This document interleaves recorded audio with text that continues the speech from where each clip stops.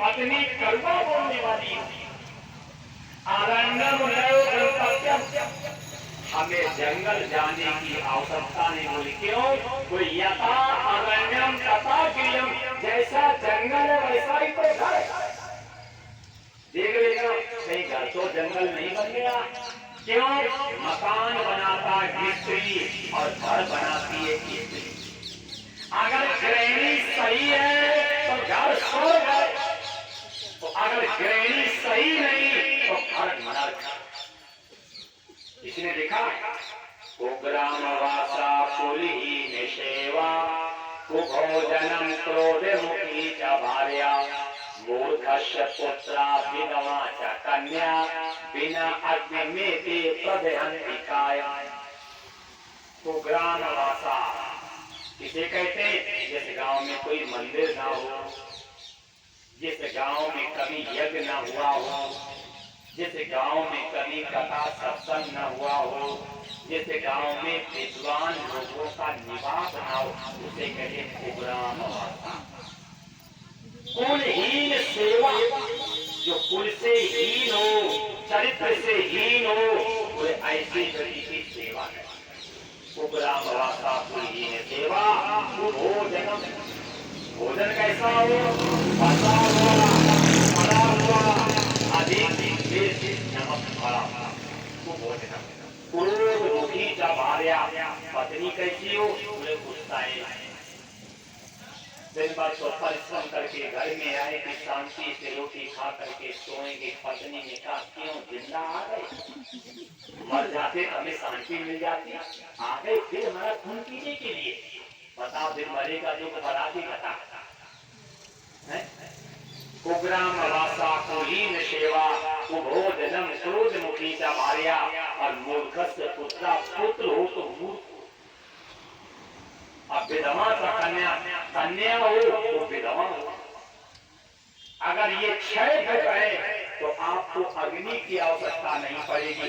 बिना अग्नि के चिंता कर करके हम और आप मर जाएंगे। कुग्राम वासा कुलहीन सेवा, कुभोजनम क्रोध मुखी च भार्या, मूर्खस्य पुत्रा विधवा च कन्या, बिना अग्नि में ते प्रदहन्ति काया। अपने प्रसंग पे आ जाओ।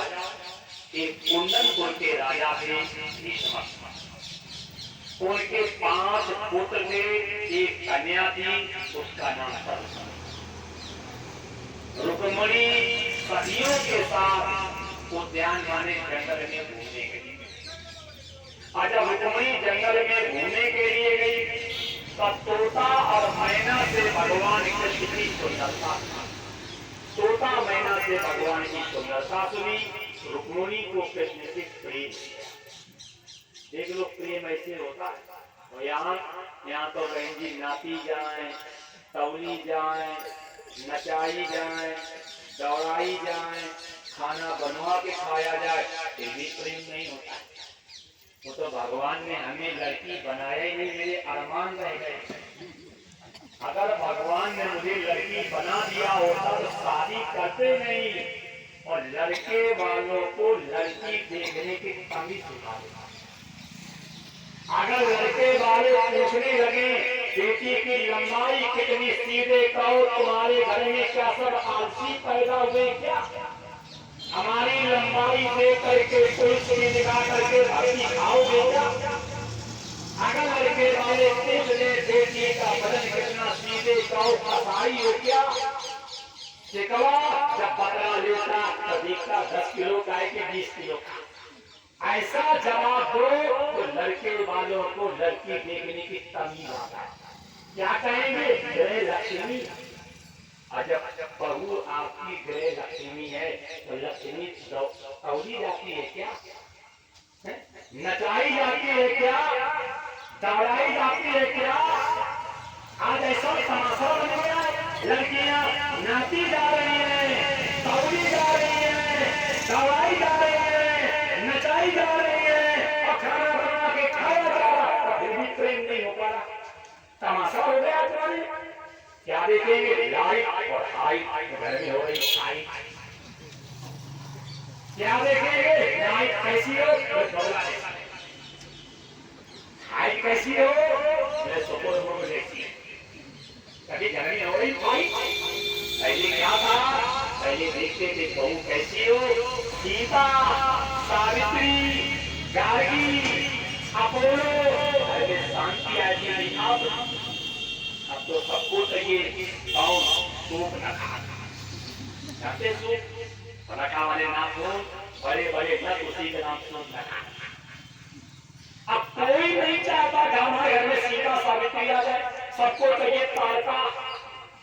तारका माने अब जाएंगे ना, लोग समय नहीं दे पाए। तो रुक्मिणी ने ईश्वर की चर्चा सुनी है, घर में आई है, अपनी माँ को बताया है कि तोता मैना से मैंने भगवान की सुंदरता सुनी है, मुझे कृष्ण से प्रेम हो गया है, अगर आप समझे उचित तो मेरा विवाह करा दो। देखो प्रेम करना कोई अपराध है।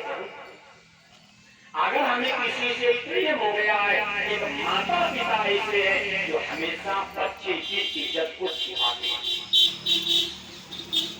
आज के बच्चे माँ बाप को नहीं बताते, दूसरों को बताते हैं।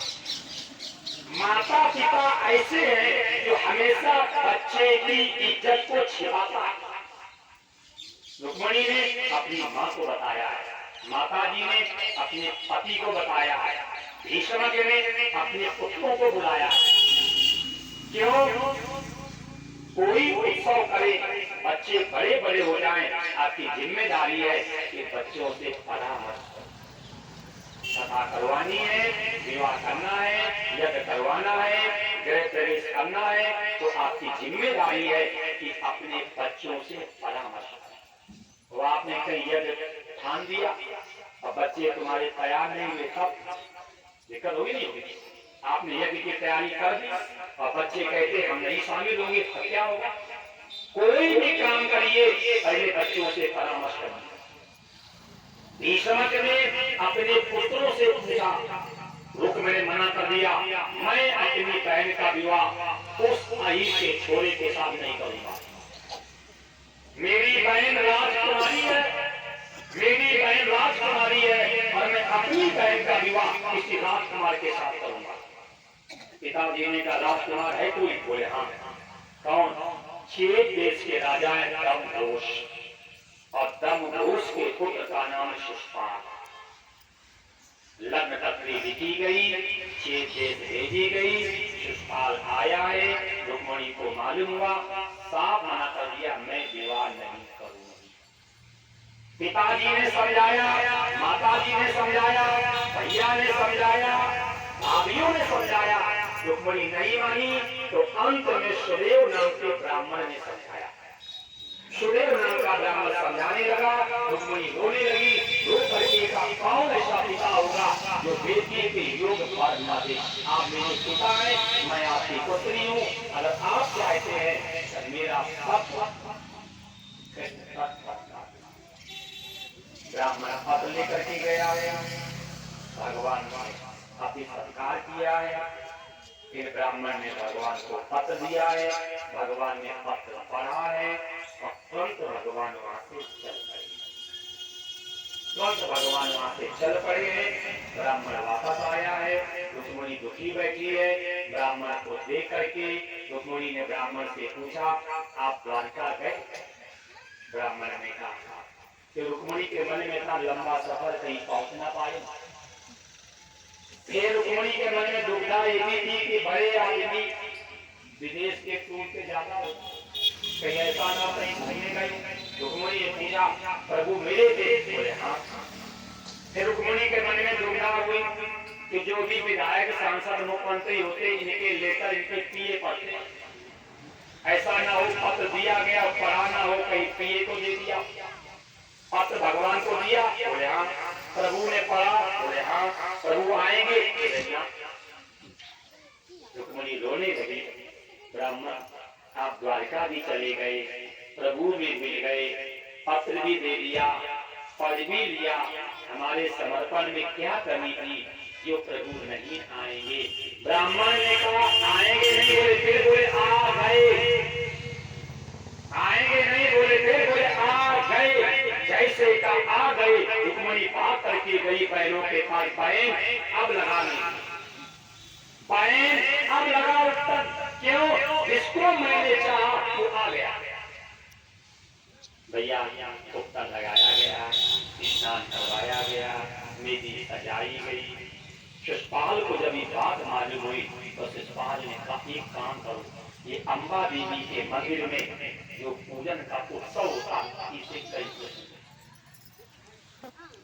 रुक्मिणी ने कहा उसकी इतनी हिम्मत नहीं कि मेरे घर में आकर के मेरी बहन को ले जाए, घर से लेकर के और मंदिर तक, घर से लेकर के और मंदिर तक एक रुक्मिणी की सेना लगी है, और घर से लेकर के मंदिर तक एक शिषपाल की सेना लगी, शिषपाल की सेना लगी हुई। कन्या डोली पर बैठ करके मंगल गीत गाते, डोली पर बैठ करके मंगल गीत गाते हुए मंदिर में गई है। 16 प्रकार से भगवती का पूजन किया है। पूजन करने के बाद सिंदूर माथे से लगाया है। चंडी मंदिर का एक परिक्रमा हुआ है, परिक्रमा की है, चौखट पे सिर रख दिया। चौखट पे सिर रखने का मतलब आत्मसमर्पण कर दिया। जैसे आप समर्पण किया उसी समय ईश्वर आते हैं, रथ लगाते हैं, रुक्मिणी हाथ उठाती है, प्रभु ने हाथ पकड़ा, उठाया, बिठाया और चले गए। क्या शिक्षा मिली? जिस लड़की को भागना है उसे कोई रोक नहीं सकता।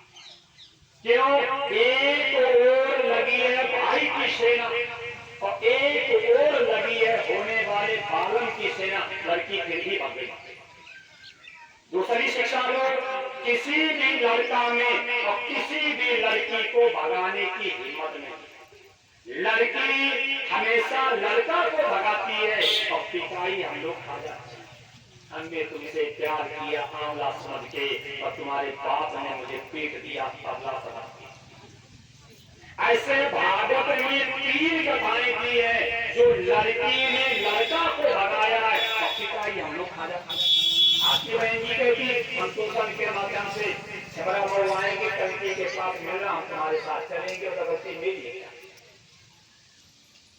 शिक्षा लो, आज कथा से शिक्षा लो। जिस समय रुक्मिणी चली गई, सेना भाग करके आई, आ करके कहा बहन जी चली गई। रुक्मिणी का पीछा करो। सेना ने कहा आप ही ने तो कहा था बहन जी को देखते रहना, हम देखते रहे, वो चली गई। आप हमें पहले बता देते, अगर जाए तो पकड़ लेना, मार देना।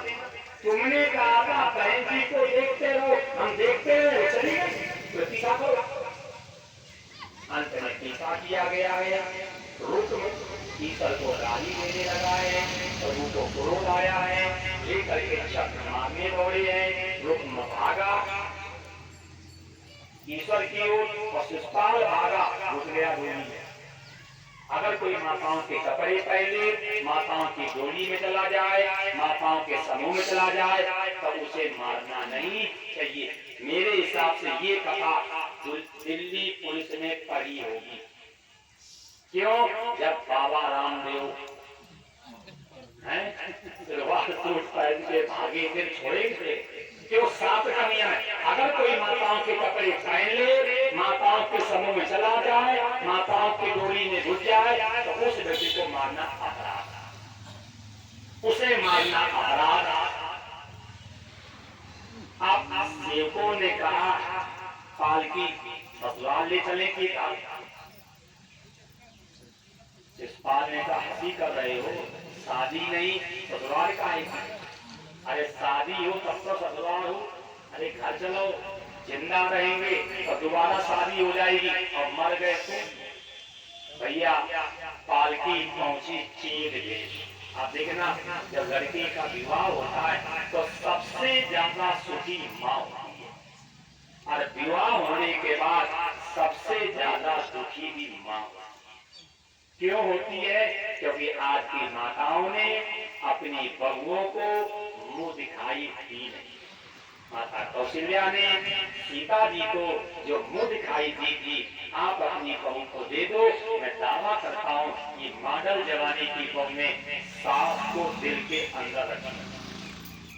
पहले आप मुंह दिखाई दो तो ना लगा भैया। डोली पहुंची चीर देश, माता जी थाल लेकर के आई, किस लिए? बहू का मुंह देखने के लिए। कारों से पूछा बहू कितनी सुंदर है।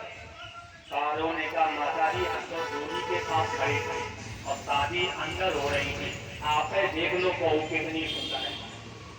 और जैसे माता जी ने डोली के पर्दा उठाए तो वहां बहू तो नहीं थी, वहां बड़ी बड़ी मूछों का बैठा था पौरवा। माता जी बहन जी हंसने लगी है, ये सिर में मुंह में लगा करके हाथ वहां से भाग गया। कहने का आशय यही है, कोई काम करने जाओ अगर घर वाले मना कर दे तो काम करने वाला। जब ये